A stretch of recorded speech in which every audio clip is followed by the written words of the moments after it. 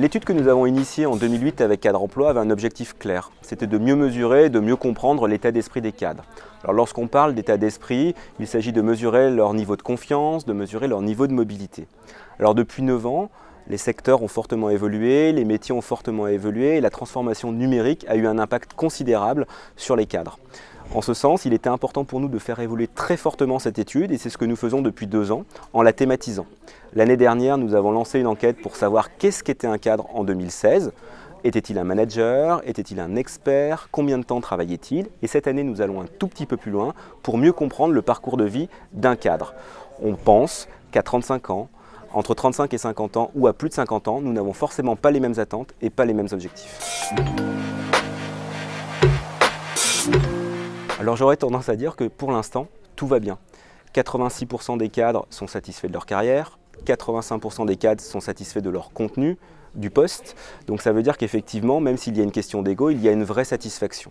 Après, comme toute chose, derrière un miroir, il y a forcément des éléments à regarder de manière plus proche, avec plus d'intérêt.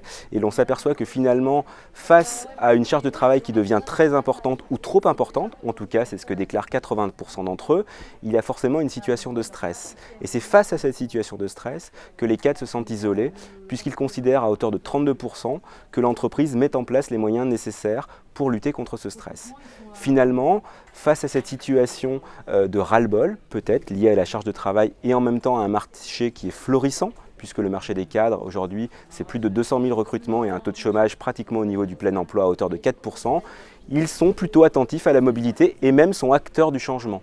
25% d'entre eux ont passé des entretiens de recrutement au cours des 6 derniers mois et puis surtout 40% d'entre eux ont accepté une proposition de poste. Donc la mobilité au cours des 6 derniers mois, elle a été vraiment très présente.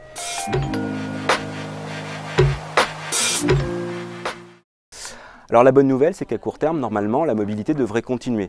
Pourquoi? Puisque la mobilité s'appuie sur un indicateur clé qui est la confiance. Or aujourd'hui, 55% des cadres se déclarent confiants sur leur marché de l'emploi, c'est-à-dire sur le marché de l'emploi des cadres.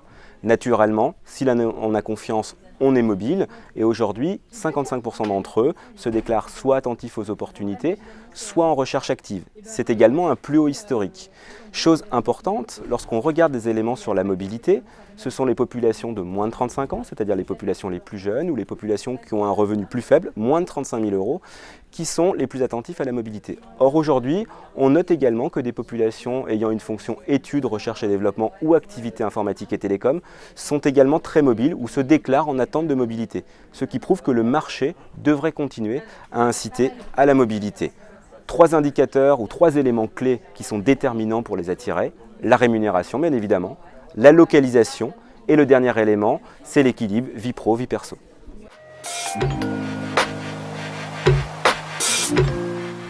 Sur le moyen terme, on sent quand même quelques inquiétudes qui commencent à arriver liées à l'évolution des marchés, liées à l'évolution des métiers. Alors il y a 3 éléments clés qui nous laissent penser qu'il y a une inquiétude. Le premier, tout simplement, c'est que 16% d'entre eux pensent qu'à plus de 50 ans, ils seront amenés à occuper plusieurs métiers.